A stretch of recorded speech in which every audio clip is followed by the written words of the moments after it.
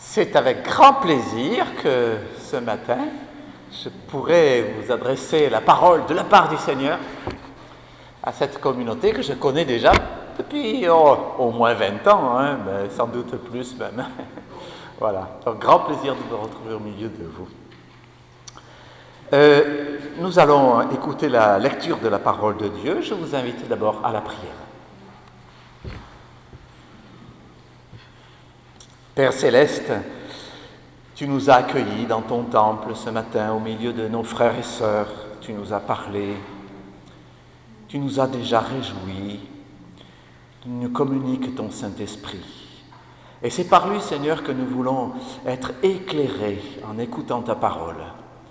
C'est une parole de vérité, mais nos cœurs ne sont pas facilement ouverts à ta vérité. Alors que ton Esprit Saint vienne certifier dans nos cœurs ces paroles et qu'ainsi, comme une semence, elles portent beaucoup de fruits dans notre vie. Merci encore pour ta présence bienfaisante. Amen.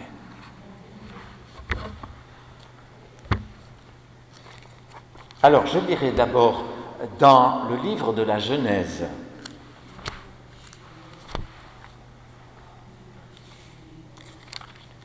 Est-ce que tout le monde m'entend bien?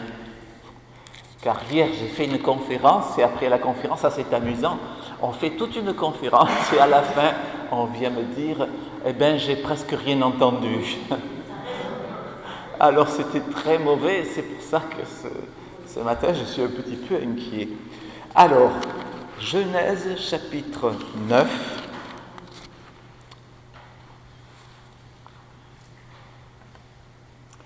C'est un extrait du passage connu du déluge et des paroles que Dieu adresse à Noé. Donc, au chapitre 9, les versets 8 à 17. Dieu dit alors à Noé et à ses fils, « Je vous fais une promesse ainsi qu'à vos descendants et à tout ce qui vit autour de vous, oiseaux, animaux domestiques ou sauvages, ceux qui sont sortis de l'arche et tous ceux qui vivront à l'avenir sur la terre. Voici à quoi je m'engage. Jamais plus la grande inondation ne supprimera la vie sur terre. Et il n'y aura plus de grande inondation pour ravager la terre. » Et Dieu ajouta, « Voici le signe que je m'y engage envers vous et envers tous les êtres vivants, aussi longtemps qu'il y aura des hommes. Je place mon arc dans les nuages, il sera un signe qui rappellera l'engagement que j'ai pris à l'égard de la terre. Chaque fois que j'accumulerai des nuages au-dessus de la terre et que l'arc-en-ciel apparaîtra, je penserai à l'engagement que j'ai pris envers vous et envers toutes les espèces d'animaux. Et il n'y aura jamais plus de grande inondation pour anéantir la vie. Je verrai paraître l'arc-en-ciel et je penserai à l'engagement éternel que j'ai pris à l'égard de toutes les espèces vivantes de la terre. » Et Dieu le répéta à Noé, « L'arc-en-ciel est le signe de l'engagement que j'ai pris à l'égard de tous les êtres qui vivent sur la terre. »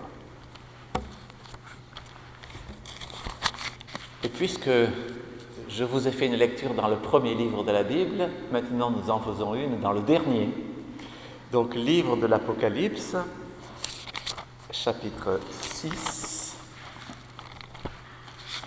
les versets 9 à 11.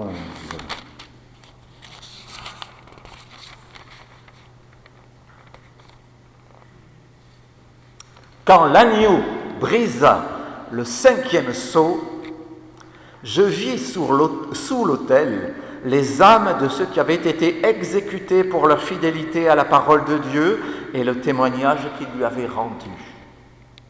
Ils criaient avec force, « Maître saint et véritable, jusqu'à quand tarderas-tu à juger les habitants de la terre pour leur demander des comptes au sujet de notre mort ?» On donna à chacun d'eux une robe blanche et on leur demanda de patienter encore un peu de temps, jusqu'à ce que soit complété le nombre de leurs frères et compagnons de service qui devaient être mis à mort comme eux-mêmes. Voilà, jusque-là, pour la lecture du livre de l'Apocalypse. Et maintenant, le texte qui sera vraiment au centre de la prédication de ce matin se trouve dans l'évangile de Matthieu, au chapitre 13, les versets 24 à 30. C'est une parabole. Jésus leur raconta une autre parabole. Voici à quoi ressemble le royaume des cieux. Un homme avait semé de la bonne semence dans son champ. Une nuit, pendant que tout le monde dormait, un ennemi de cet homme vint semer de la mauvaise herbe parmi le blé et s'en alla. Lorsque les plantes poussèrent et que les épis se formèrent, la mauvaise herbe apparut aussi. Les serviteurs du propriétaire vinrent lui dire « Maître, tu avais semé de la bonne semence dans ton champ. D'où vient donc cette mauvaise herbe ?» Il leur répondit « C'est un ennemi qui a fait cela. » Les serviteurs lui demandèrent alors « Veux-tu que nous allions enlever la mauvaise herbe ?» « Non, répondit-il, car en l'enlevant, vous risqueriez d'arracher aussi le blé. Laissez-les pousser ensemble jusqu'à la moisson, et à ce moment-là, je dirai au moissonneur, enlevez d'abord la mauvaise herbe et liez-la en botte pour la brûler, puis vous rentrerez le blé dans mon grenier. »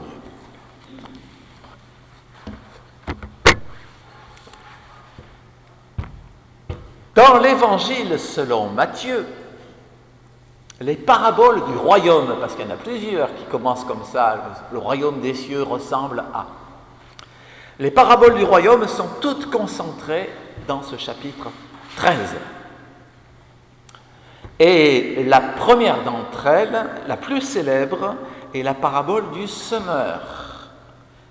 Et vient ensuite celle que nous avons entendue, généralement désignée parabole du bon grain et de l'ivraie.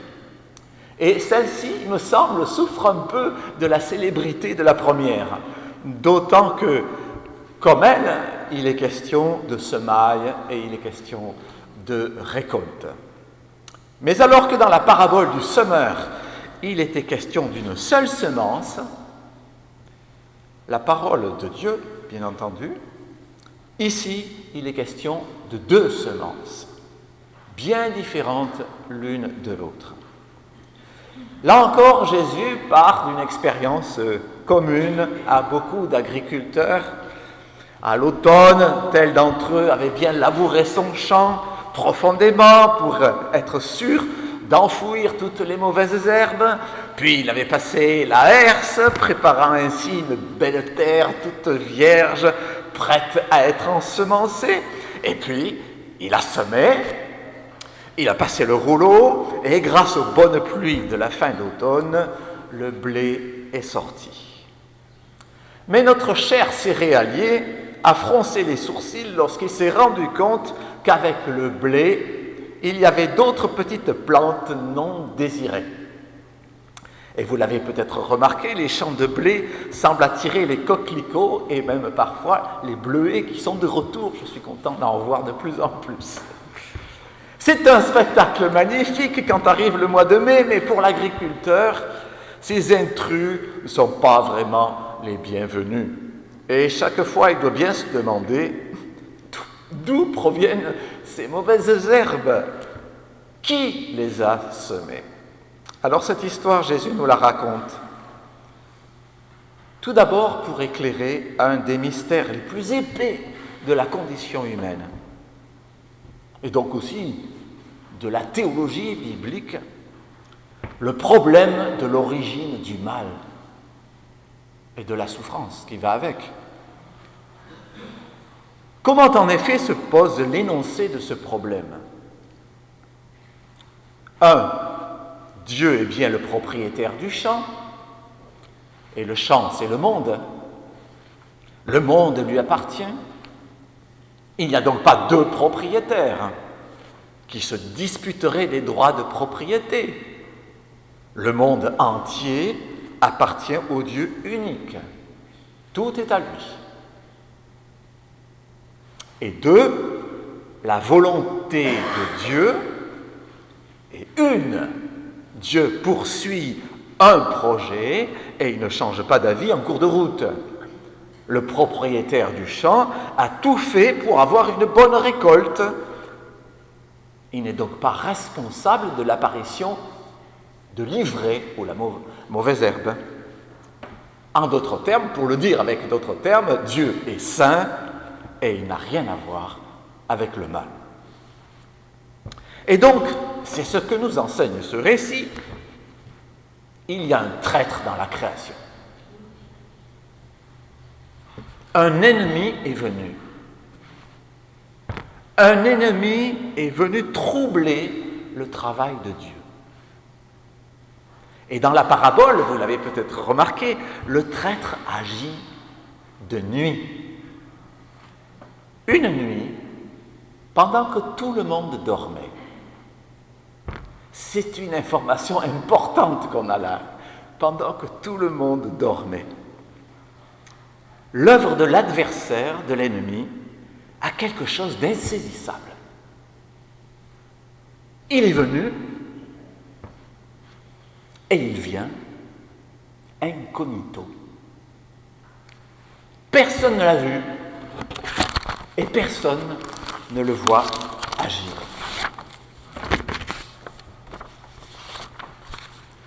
Aujourd'hui, la plupart de nos contemporains ne croient ni à Dieu ni à diable. Ni à Dieu ni à diable.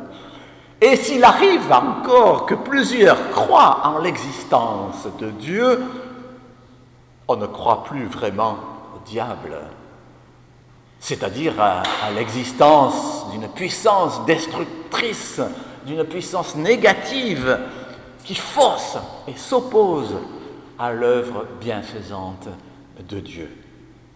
Alors, le résultat bien connu du fait que l'on ne croit plus à diable, c'est celle-ci. C'est cette accusation que l'on fait porter contre Dieu. Si Dieu existait, il n'y aurait pas tous ces malheurs et tous ces drames dans le monde. Le diable se frotte les mains. Il a vraiment réussi à passer incognito. C'était son but. Et le deuxième effet de cela, c'est qu'on aboutit à une pensée humaniste où le péché n'existe plus vraiment en tant que tel, c'est-à-dire en tant que participation à l'œuvre de l'adversaire. Parce que c'est ça le péché. Lorsque nous péchons, le diable se frotte les mains, il est content, nous travaillons bien comme il veut qu'on travaille. Alors le péché, si l'on ne croit plus au diable, c'est seulement une faiblesse de la nature humaine. Une faiblesse que l'on pense pouvoir soigner par une meilleure éducation, par des lois sociales mieux adaptées, par un meilleur habitat, par le retour au plein emploi, etc., etc. Bref, la sociologie et la psychologie devront faire le diagnostic de ce qui ne va pas, et la politique, elle, traiter les problèmes comme la médecine traite la maladie. Et on minimise ainsi la puissance du mal dans le monde. On ne voit plus son caractère radical. Et du coup, on ne mène plus le vrai combat. On pense traiter la maladie alors qu'on s'évertue seulement à atténuer ses symptômes. Dans la parabole, les serviteurs du propriétaire avaient bien compris le caractère absolument négatif de l'ivraie, puisqu'ils demandent s'ils peuvent aller l'arracher. C'est une réaction normale de serviteurs zélés. Mais ce genre de réaction n'est pas sans danger. On l'a vu malheureusement lorsque l'Église s'est laissée aller à la chasse aux hérétiques. par des moyens violents. Combien de justes ont été tourmentés par l'Église? Combien ont péri parce que l'Église a cru qu'elle pouvait elle-même discerner où était la mauvaise herbe et où il fallait arracher. Alors ces serviteurs de la parabole sont justement scandalisés par la situation et ils croient bien faire en allant faire ce travail. Mais Jésus nous dit qu'ils se trompent. Les plantes indésirables et les jeunes pousses de blé sont tellement entremêlées. Et puis, lorsqu'il s'agit de toutes jeunes herbes, les ressemblances peuvent nous tromper. Si bien qu'en voulant purifier le monde par des moyens violents et radicaux, eh bien, les serviteurs saccageraient irrémédiablement la bonne récolte à venir. Et cela, d'ailleurs, sans être sûr pour autant d'avoir enlevé toutes les mauvaises herbes. C'est donc ici, évidemment, que se trouve la pointe de cette parabole. Malgré le caractère radical de l'action du diable, malgré l'injure qu'il fait à Dieu en s'opposant à l'œuvre bonne de sa création, nul n'a le droit, ici-bas, de procéder parmi les hommes au tri définitif, au jugement dernier, alors que l'histoire n'est pas encore achevée. Toute infraction, toute précipitation, tout zèle incontrôlé peut aboutir à la mort du juste. Et c'est bien ce qui est arrivé à notre Seigneur Jésus-Christ. Le christianisme commence donc sur un principe de tolérance. Et il est infiniment triste que l'Église, au cours des siècles, ait oublié cet enseignement. Mais il faut être attentif au fait que si la tolérance est maintenant une des valeurs, même une valeur phare de la société, les bases et les motifs de cette tolérance humaniste sont bien différents de la tolérance que nous enseigne la Bible. Aujourd'hui, les hommes sont pour la tolérance parce qu'ils pensent qu'au fond, il n'y a pas de vérité universelle en matière de religion et de mœurs. Il n'y a pas de vérité universelle. Et bien évidemment, si rien n'est vrai, absolument et indépendamment des cultures et des individus, la guerre des idées n'a plus lieu d'être. Tout est choix personnel. Ainsi, je te respecte pour que tu me respectes, et chacun chez soi. Cette tolérance risque vite de tomber dans l'indifférence. Or, pour le chrétien, la tolérance n'a rien à voir avec une quelconque indifférence. Nous croyons qu'il y a un seul chemin pour le salut de l'homme et une seule vérité en matière de religion et de mœurs. La tolérance chrétienne n'est pas fondée sur le relativisme des idées. Elle est fondée sur la patience de Dieu, c'est-à-dire sur son amour. La tolérance chrétienne n'est pas faite d'indifférence, elle est faite d'amour. Lorsque Dieu a fait alliance avec Noé et s'est engagé à ne plus détruire la terre, il a ouvert un temps de tolérance. La Bible l'appelle plutôt un temps de grâce, un temps de patience pendant lequel un salut est possible pour l'homme. Oui, voilà le but de la tolérance divine. Elle a un but, c'est afin qu'il y ait un temps pour le salut.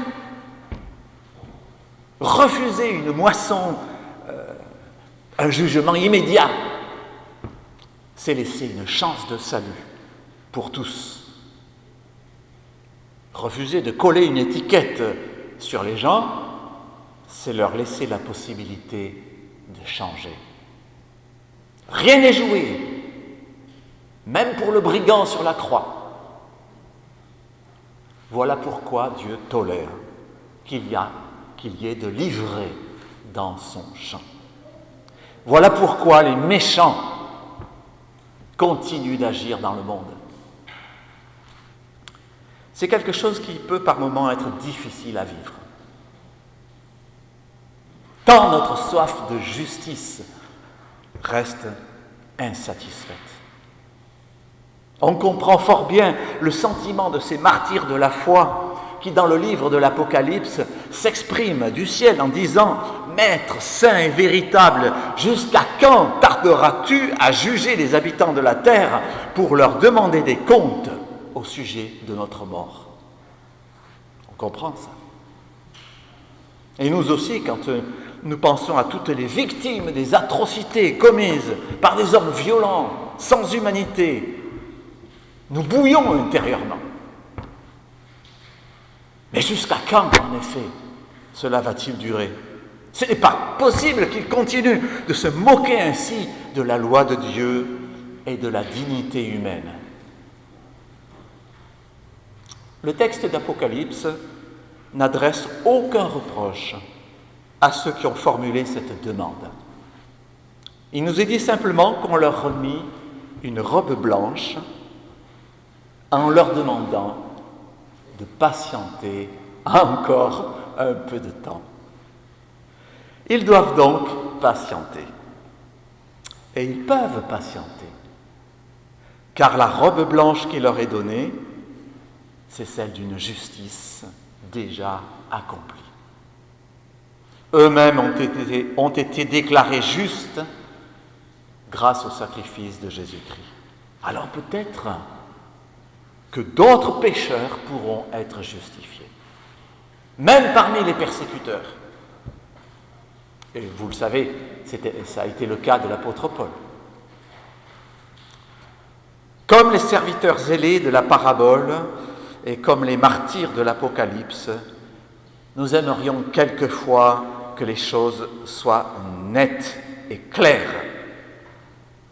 Que dans le champ du monde, il n'y ait plus que la moisson du Seigneur, sans autre impureté.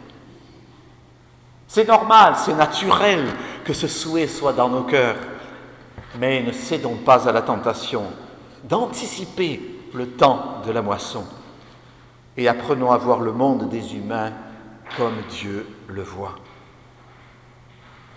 Dieu a un projet de salut pour beaucoup d'hommes et de femmes et aucun d'eux ne doit être perdu. Nous laissons donc au maître de l'histoire de décider du temps de la moisson, sachant que tous ceux qui n'auront pas été revêtus de la justice du Christ, ceux-là devront affronter celle du jugement dernier. Et là, il n'y aura plus de petits malins pour se glisser entre les mailles du filet.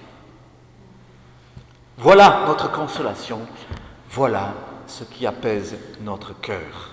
Revêtons-nous donc de la patience de Dieu, puisque c'est aussi une forme de son amour.